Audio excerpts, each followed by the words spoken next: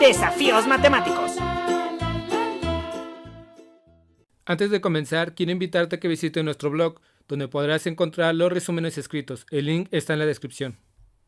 Buen día, este es el resumen de las actividades Aprende en Casa del 2 de junio para cuarto grado. Comenzamos con matemáticas. El tema es, se necesitan más o menos ingredientes. En esta sesión aprenderás a calcular el doble, triple y cuádruple de fracciones usuales utilizando expresiones equivalentes de las fracciones más usuales.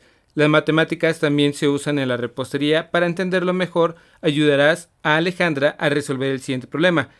Alejandra va a hacer 4 galletas, 2 para ella y 2 para su mamá, y la receta dice que necesita 1/4 de kilogramo de harina con los ingredientes secretos. El problema es que su tío se enteraron de que iba a hacer galletas y también quieren. Ahora tiene que hacer el doble. En vez de hacer para 2 personas, tiene que hacer para 4. Y no sabe cuánta harina con el ingrediente secreto necesita. ¿Cómo puedes obtener el doble de 1/4? El doble quiere decir que se debe sumar 2 veces, entonces sería 1/4 más 1/4, dándonos como resultado 2/4. Si Alejandra tuviera que hacer galletas ahora para 6 personas, entonces ocuparía el triple de 1/4, y como el triple de 1 es 3, serían 3/4. Ahora Agustín y Carola cuentan una situación parecida a la de Alejandra. Ellos necesitan el triple de los ingredientes de la siguiente lista. Observa el primero, 1/2 de pescado. Se necesita el triple. Quiere decir que son 3 veces medio kilogramo de pescado. Ellos dijeron que el triple son 3/2 de kilogramo, o su equivalente es 1 entero y 1/2. Ahora observa la cebolla. La receta es con 1/4 y el triple es lo mismo que sumar 3 veces 1/4, que son 3/4. Entonces, lo tienen bien, son 3/4. El pepino, que su receta dice 1/8, el triple sería 3/8. Por último, el jitomate. En su receta dice primero que usen 1/3 de kilogramo, pero el triple sería 3/3, o eso equivalente sería 1 kilogramo. Ahora, si la receta la quisieran para 2 personas, entonces tendría que ser la mitad, porque ellos en su lista original lo hicieron para 4 personas, pero si fuese para 16 personas, entonces sería el cuádruple para poder hacerlo. Comenzamos por obtener la mitad de 1/2, para ello divide la mitad y toma solo una de esas mitades. Así se obtiene la mitad de 1/2, 1/2 es 1/4. La siguiente es la cebolla con 1/4, si lo divides a la mitad obtienes octavos, y de ellos solo usas 1, entonces la mitad de 1/4 sería 1/8. Ahora que para obtener las mitades tienes que dividir las fracciones en partes iguales, más pequeñas. En este caso el denominador se multiplica por 2 al calcular la mitad de 1/2, por ello el denominador de la fracción se convierte en cuartos, por lo tanto la mitad de 1/2 es 1/4.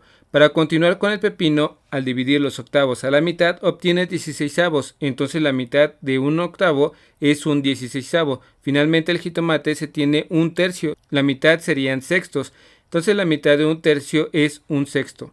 Ahora ya solo falta obtener las cantidades para 16 personas.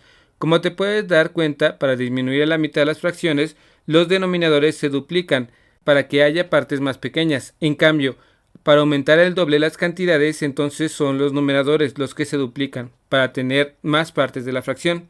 Entonces, si quieres que las cantidades crezcan, para el ceviche será para más personas. Debes multiplicar el numerador. La receta original es para 4 personas, entonces para saber cuánto debes preparar para 16 personas, se multiplica por 4, porque 16 es 4 veces 4.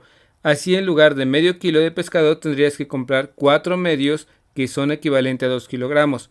Lo siguiente es que las cebollas es 1/4, así que habrá que comprar 4/4, que es lo mismo que 1 kilogramo. Siguiente es 1/8 de pepino. El cuádruple sería sumar 4 veces 1/8, o multiplicar el numerador por 4, entonces tienes 4/8. Aquí también hay una equivalencia. 4/8 es lo mismo que 1/2. Por último, el jitomate, que para 4 personas es 1/3 de kilogramo. Ahora para el cuádruple de personas serán 4/3. La equivalencia sería 1 kilogramo más 1/3 de kilogramo. Es importante que no te confundas con obtener fracciones equivalentes y obtener el doble, el triple o la mitad de las fracciones.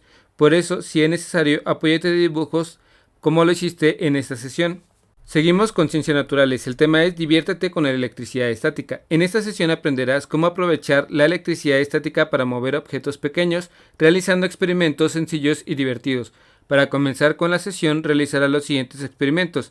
Sígueme: burbuja obediente, esferas malcriadas, globos peleados, barquillo y sorpresa. Anotarás de manera sencilla los resultados del experimento realizado. En las observaciones que resulten del experimento, debes decir si se juntan o se separan los materiales. En la columna del efecto, colocarás si su comportamiento fue atracción o repulsión. Recuerda que cuando se juntan los materiales por efecto de la electricidad estática, significa que se atraen. Cuando se separan, se está hablando de la repulsión.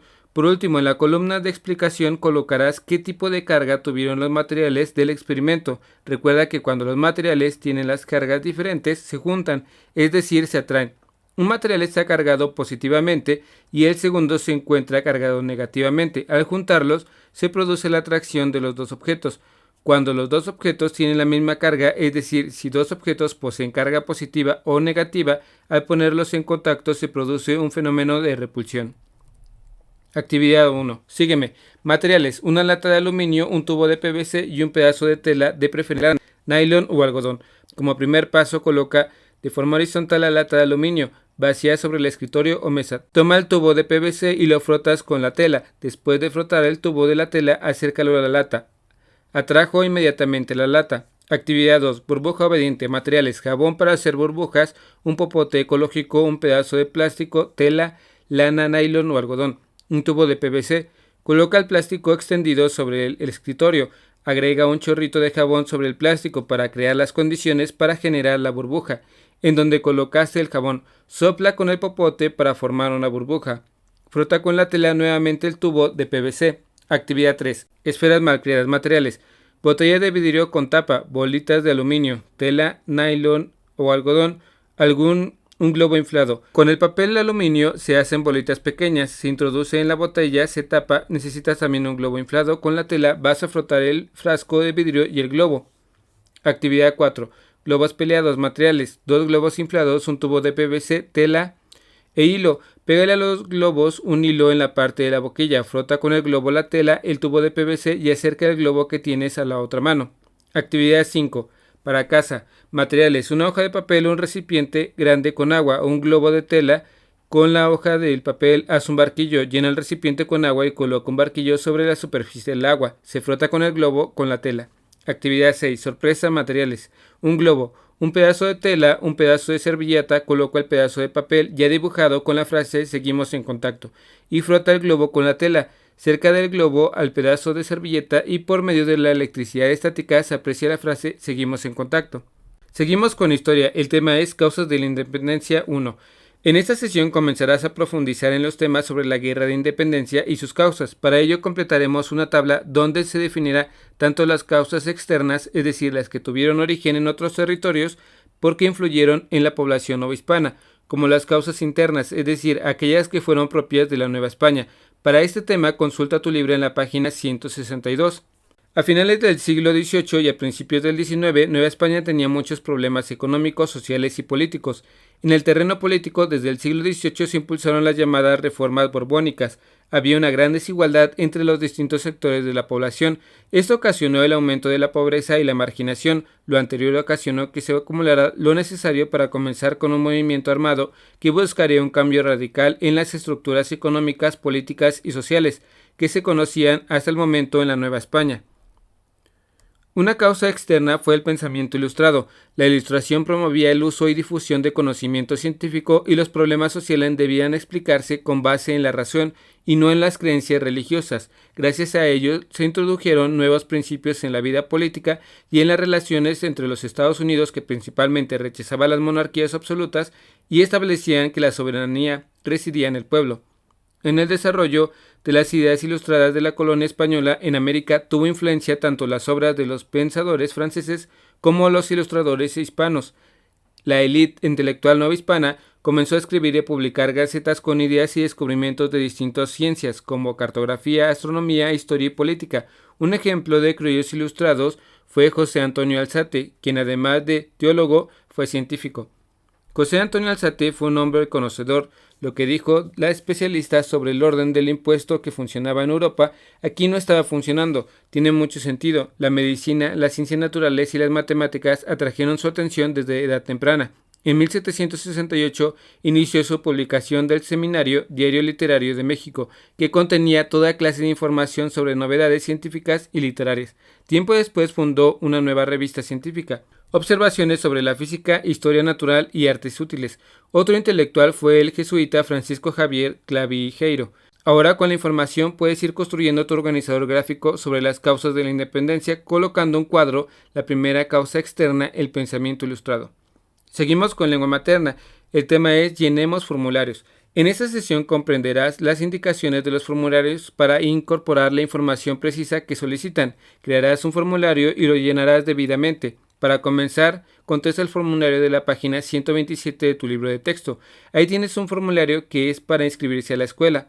Cuando comienza un nuevo ciclo escolar, tu mamá, tu papá o quien está a cargo de ti tiene que llenar un formulario como estos en la escuela en la que vas a estudiar. Hay que poner mucha atención y leer con calma para que no te equivoques. Esto lo vas a realizar para reforzar lo que aprendiste. Algo muy importante es que tú no tienes por qué colocar tus datos personales en ningún documento, ni tampoco dárselos a nadie sin el consentimiento de tu mamá o de tu papá. La información personal es nuestra, es confidencial y no tenemos que compartirla con nadie, a menos que se trate de realizar un trámite como este, de inscripción a la escuela, y aún así debe ser tu mamá o papá o alguien mayor de confianza quien proporcione esos datos. Observa cómo ir llenando la primera sección con datos de la alumna que estudió en esa primaria. Ya se anotó el nombre, el lugar de nacimiento, fecha de nacimiento, CURP, tipo de sangre y alergias. Lo que sigue es el domicilio particular, calle, número exterior, interior, colonia, código postal, municipio y número telefónico. Respecto a los números exteriores e interiores, por ejemplo, si vives en un edificio con varios departamentos, el número exterior es el que tiene el edificio y el número interior es el de tu departamento. Continúa con los datos de tu papá y la de mamá. Ahora realizarás un concurso en casa, ya sea familiar, un concurso de compartir trabalenguas, chistes o una narración tradicional mexicana. Para poder inscribirse en el concurso llenarán un formulario. De esta manera te divertirás y pondrás en práctica tus aprendizajes. Este formulario debe contener nombre, edad, apellidos, el paterno, el materno, el sexo, la dirección, el teléfono, correo electrónico y profesión. Se puede agregar la categoría del concurso, porque así sabrás con qué concursarían. Si es con un chiste, un trabalenguas o una narración mexicana, porque no son lo mismo. Otro dato puede ser la fecha en la que se inscribieron. También podrían agregar si han participado en otro concurso similar y en cuál, para tener mayor información. No tiene que ser un concurso como ese, lo puedes realizar de otro tipo de actividad o poner algunos otros datos. Lo importante es que te des cuenta de que los formularios tienen que ser llenados con la información precisa que se solicita. Cuando tengas tus formularios listos, lo siguiente será llenarlos. Observa que deben ir llenos de forma correcta. No se pusieron cosas que no se solicitaron en el formulario y tampoco se dejaron espacios vacíos o con información incompleta. Recuerda que si tienes la necesidad de llenar formulario, hazlo con la supervisión de tu mamá o de tu papá o alguien mayor de confianza. No olvides leer con muchísimo cuidado, poner mucha atención y revisar atentamente cada apartado para no cometer errores, y que los formularios son documentos importantes para recabar y organizar información. Además, ayudan a la realización de muchos trámites, entre otras cosas. Espero que este video te ayude un poco. Si conoces a alguien que le pueda ayudar este video, comparte, dale like y suscríbete. Saludos.